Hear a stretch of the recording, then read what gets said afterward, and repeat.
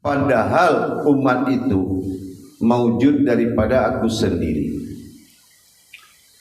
Di sini bermakna bahwasanya kita harus gayung bersambut dengan berbalas lagi kepada Allah dengan membuka diri.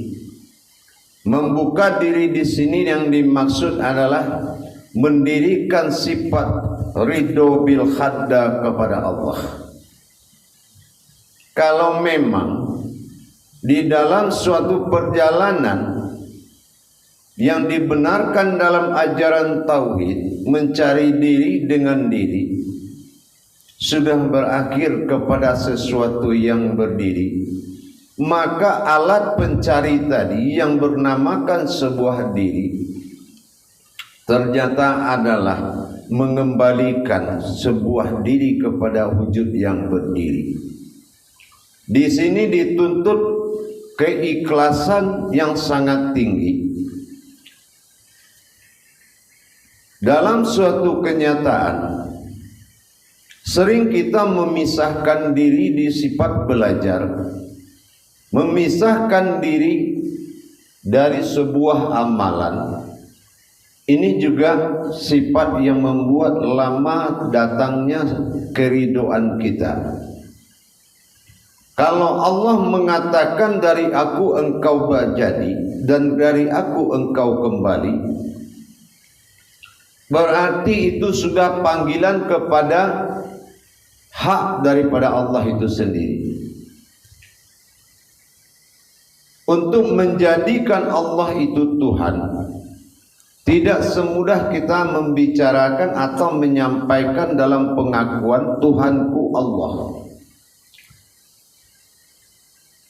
Dituntut sebuah kebenaran yang paling tinggi di diri kita, yaitu keikhlasan.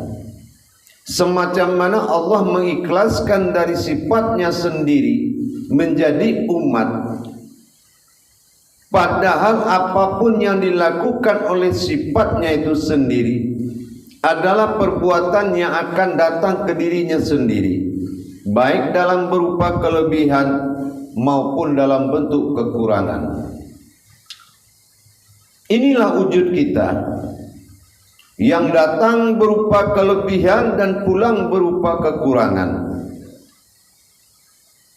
Apa kelebihan yang kita bawa saat kita didatangkan, dihijrahkan ke muka bumi? Yaitu sumber kasih sayang umat. Tidak ada seorang manusia yang sangat kejam tetapi tidak mencintai seorang bayi.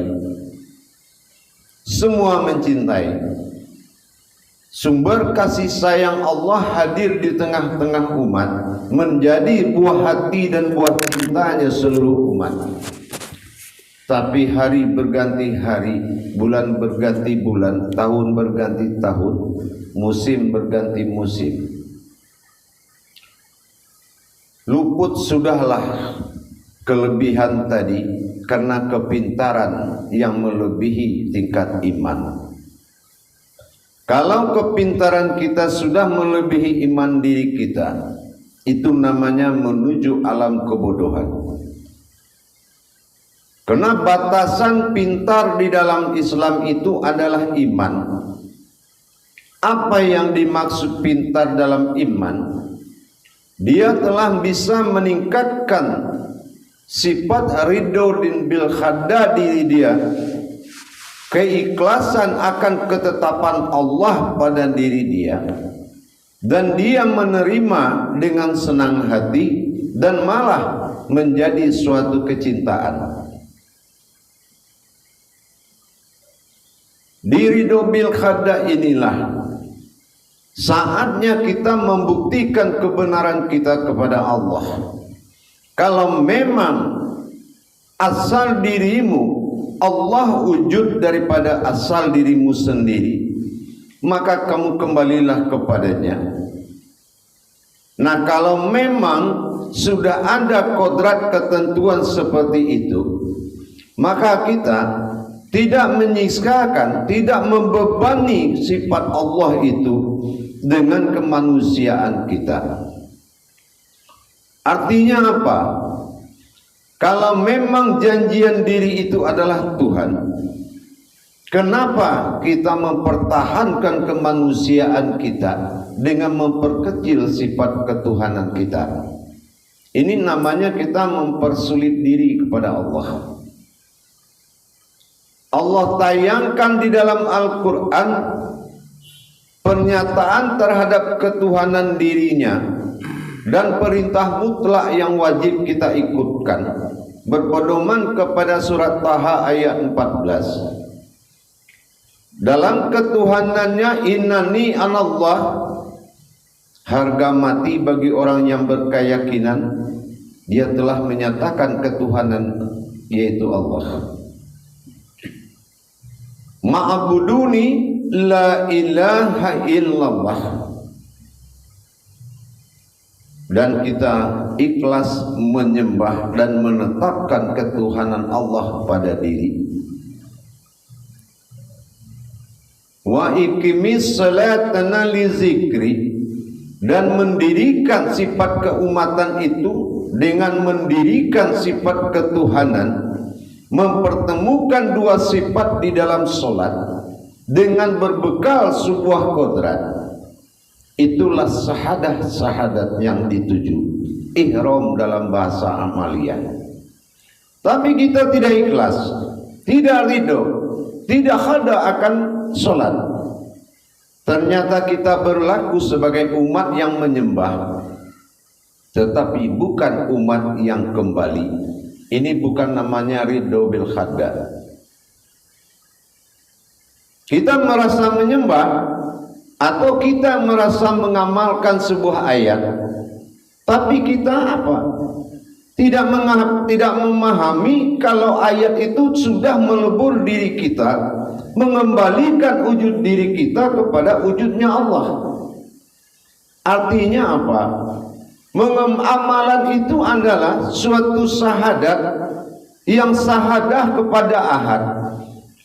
Amalan itu yang menggulung diri kita kembali kepada satu wujud dalam sifat dua kodrat, yaitu melihat dan menyaksikan. Tapi ketidakridhoan kita tadi, sifat amaliyah yang harus mulai kita tinggalkan dalam menuju sifat hakikat. Dalam kenyataan kita tidak menerima sifat hakikat, cuma dijadikan sebuah ibadah saja, tidak dijadikan khadanya diri, ketentuan diri. Bahwasan amaliyah itu menjadikan diri kita kembali kepada hakikatnya Allah semata. Ini kita tentang seperti kita menerima sebuah peraturan dari orang lain dalam hidup kita. Padahal itu adalah peraturan tentang khadanya diri kita, ketentuan kodratnya diri kita, yang harus kembali menjadi khadanya Allah dengan suatu keikhlasan yang sangat tinggi. Para hadirin, para jemaah yang dimuliakan Allah, mari kita membuka diri dengan mengikhlaskan dan mengakui hak-haknya Allah yang kita pakai di dalam masa hayat.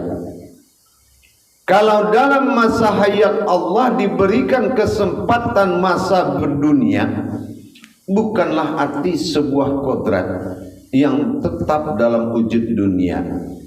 Makanya kalau kita kembali kepada ketuhanan kita, sering disebut dengan meninggal dunia. Bukan meninggalkan anak, bukan meninggalkan istri, tapi meninggalkan dunianya.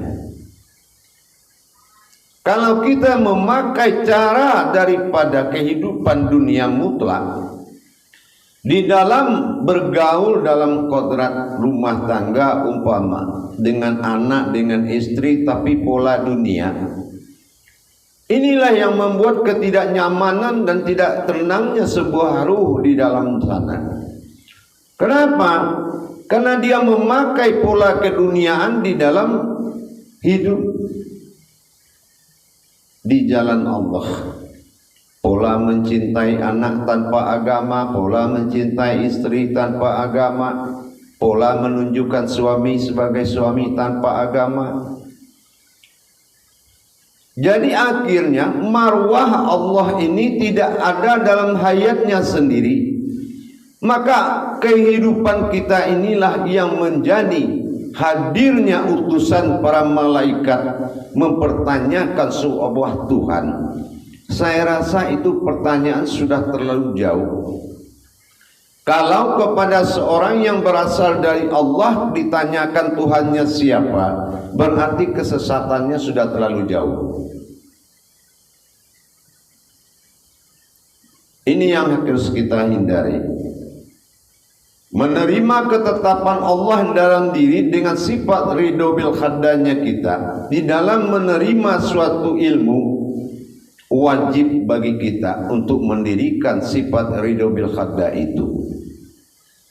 Jangan kita sekali-kali menentang atas qadanya Allah terhadap diri kita, ketentuan Allah. Kalau dia katakan jasadmu maujud daripada nuraninya yang awal dijadikan bernama Adam, takhluk, dan katakan iya.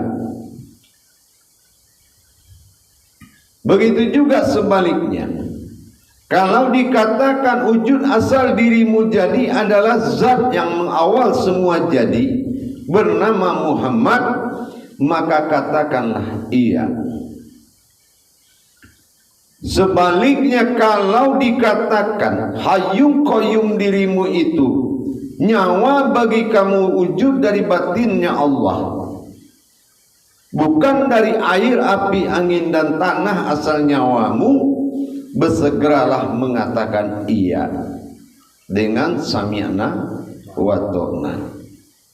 Insyaallah kalau ridho bil khadda ini telah kita tetapkan di diri kita, maka apapun yang kita amalkan berarti perintah ini perintah menyatukan diri kepadanya, bukan membedakan yang diamalkan dengan yang mengamalkan.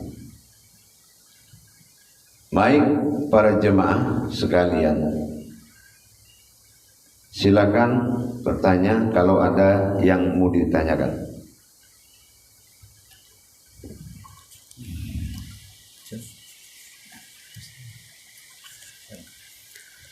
Assalamualaikum warahmatullahi wabarakatuh.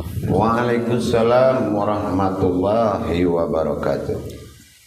Tadi Buya menyebutkan ridho Bil kada. Yang maksud dari ridho itu apa tuh Buya? Kada itu apa gitu? Ridho itu adalah keikhlasan. Ikhlas, qadda ini adalah ketentuan Allah.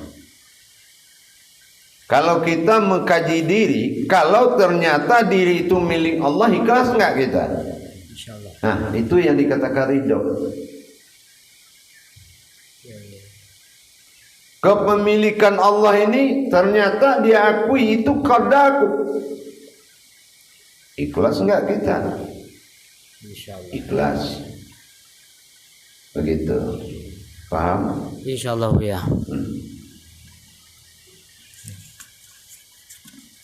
Assalamualaikum warahmatullahi taala wabarakatuh. Waalaikumsalam warahmatullahi wabarakatuh. Mohon izin bertanya Bu ya. Ketika seseorang menjalankan kehidupan ini Bu ya, akan halnya seperti dia belum memahami yang dikatakan ridho bil qada ini Bu ya. Dan pada saat dia katakan dia sudah mulai dia belajar memahami dan paham, ini ketika dia katakanlah ingkar atau dia tidak melakukan, katakanlah dia tidak lanjut atau tidak memenuhi apa yang diinginkan Allah, bagaimana halnya dengan kedepannya? Kalau boleh dipertanyakan hal seperti itu Bu ya, tentang ketentuannya tuh putus di situ atau memang seperti itu jalannya Bu ya? Iya. Apabila pertama begini, apabila seseorang itu tidak menerima qadanya Allah, ketentuan Allah pada dirinya, tidak ikhlas dia, tidak ridho dia, Allah itu selalu akan menetapkan ketentuan dia dengan kalam-kalamnya. Ada kalam Allah seperti contoh kauliyah di Al-Quran. Memang kauliyah itu kalau kita baca tidak berpengaruh. Tapi ingat, Al-Quran itu sudah pecah 3. Ada satu yang jatuh menjadi kalam, yang mana kalau kalam ini Allah sampaikan kepada alam, maka kalam ini akan menjawab dengan aras, yaitu dengan kejadian. Inilah kebenaran Allah. Kalau Allah sudah berbicara, bahasanya adalah kejadian. Salam. Nah, gitu ya. Kejadiannya apa? Ya, ada yang berupa musibah, ada yang berupa laknatullah, ada yang berupa karma, azab wa anjala. Yang namanya haknya, hak kembali bismillah, dia harus kembali kepada Allah. Iya. Contoh, yang diperintahkan sholat itu siapa? Kan zat dan sifatnya sendiri, bukan kita. Tapi kalau kita merasa wujud dari zat dan sifat itu, maka kitalah yang dia panggil.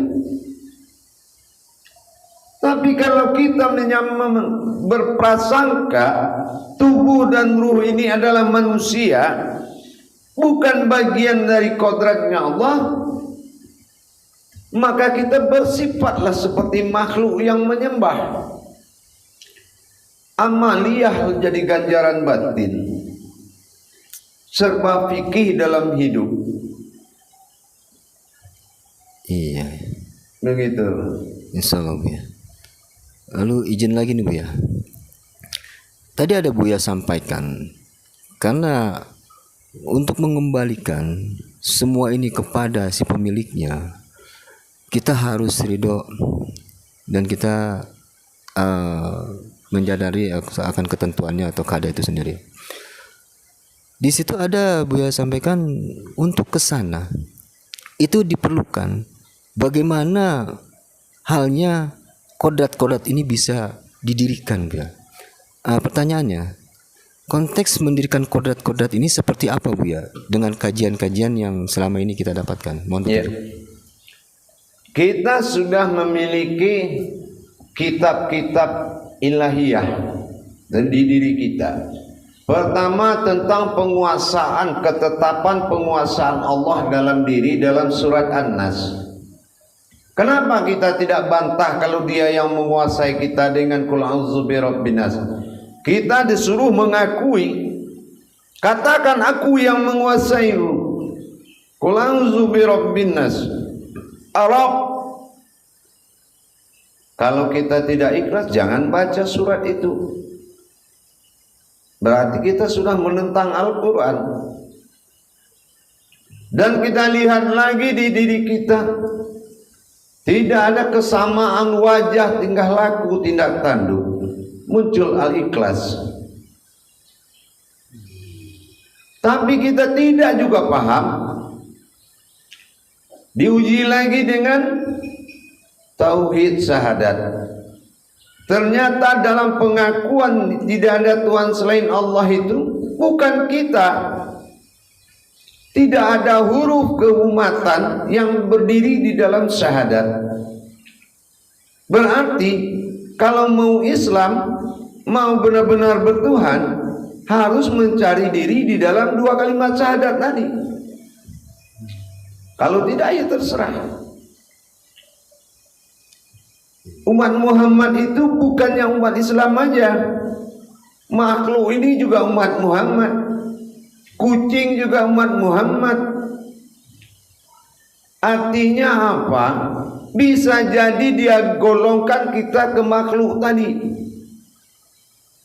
Inilah yang dikatakan oleh Buya Hamka, manusia itu bisa jadi rasul, bisa jadi hewan dalam hakikat. Dalam hakikat. Nah, gitu. Untuk itu kita harus berpikir. Dan contoh satu lagi, di dalam seorang ibu melahirkan seorang anak, tanya ke ibu, apakah dia mengedan itu menurut dia atau datang sendiri? Ya, melahirkan itu tidak akan sakit kalau kita sendiri yang ngedan. Tapi kalau yang di dalam tuh yang mau brojol, tinggal sakitnya sama orang tua.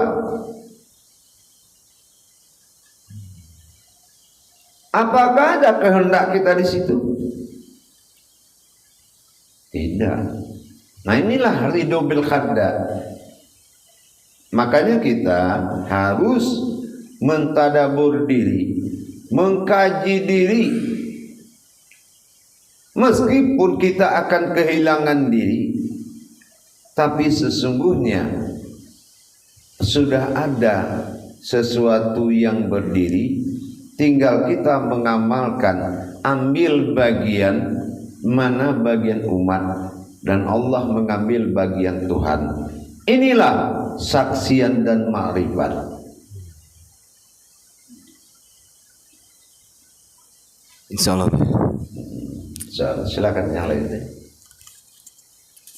Assalamualaikum warahmatullahi taala wabarakatuh, ya. Waalaikumsalam warahmatullahi wabarakatuh. Apakah tingkat ridho tadi levelnya ada tingkat-tingkatannya nggak, ya? Atau cuma ridho apa tidak gitu? Ada levelnya. Tingkat daripada ridho itu ada 3. Ridho dalam berpikir dan ketetapan akal. Ridho dalam meningkatkan keimanan, harus memiliki ketentuan iman, sanggup menerima yang kita tidak sanggup menerima. Kita harus sanggup. Yang ketiga, ridho terhadap ketentuan ilmunya Allah dalam diri kita. Bisa jadi kita dibikin tidak bisa apa-apa, tapi terjadi sesuatu yang kita bisa. Kita harus ridho dengan ketentuan Allah dalam diri. Atau kita bisa awalnya, tiba-tiba tidak bisa, berarti kita harus ridho dengan ketentuannya. Inilah yang dikatakan jalur sifat tauhid ilahiyah. Kenapa? Yang tidak bisa kita tanyakan apa yang dijadikan Allah dan apa yang dilakukan Allah kepada diri kita. Yang bisa kita pertanyakan, apa yang kita rasakan, itu yang kita tanyakan kepada Allah. Jangan kamu bertanya, kata Allah, tapi saksikanlah apa yang kamu rasakan. Karena akan menjawab itu dalam bahasa naluri. Bertuhan itu naluri. Ya, bertuhan itu naluri.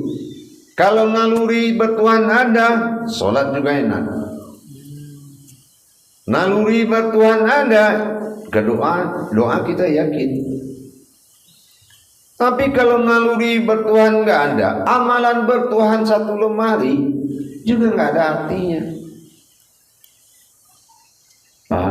Paham, insya Allah, ya. Jadi kalau boleh saya simpulkan, semua ibadah kita ini tergantung keikhlasan kita menerima itu tadi, ya. Insya Allah, ya. Makanya ada kebahasa di dalam agama Islam itu la ikraha fiddin. Janganlah kamu merasa terpaksa dalam perintah agamaku. Gitu.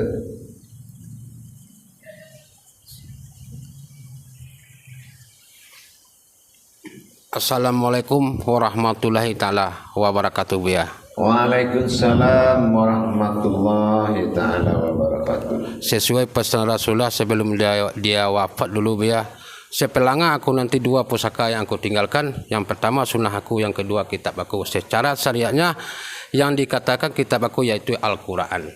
Ya, dalil mengatakan dalam Al-Quran, ya falu wa ma yafalu, apabila perbuatan kamu akan aku tanya. Tapi apabila perbuatan aku enggak akan aku pertanyakan. Jadi yang saya ingin pertanyakan, yang mana yang perbuatan aku tadi setelah kita ikhlas menerima dia, ya.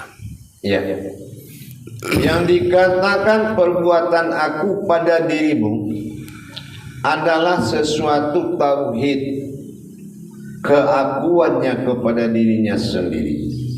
Apa tauhid keakuannya? Inilah sifat dan zat yang ditetapkannya sebagai kodrat bagi kita menjadi sebuah insan.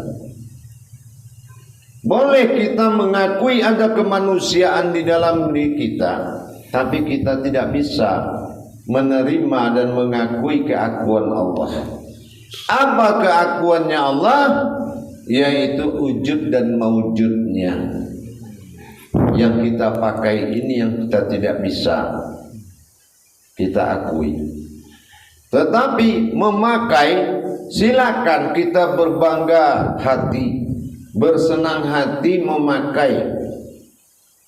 Insyaallah, ya. Ya kan? Tetapi jangan kita merasakan, menetapkan keakuan kita di atas haknya Allah. Jangankan di dalam penciptaan, di dalam kodrat yang dijadikan saja, itu kita tidak bisa menempatkan keakuan. Contoh, sama mendengar. Ya. Rencana mau keakuan juga di Sami'un, ternyata sudah ada Sami'unnya. Oh, insyaallah. Mau mencoba rasanya punya suara kalam, Ya. rupanya ada lagi di dalamnya mutakalimun. Nah, itulah keakuannya tadi.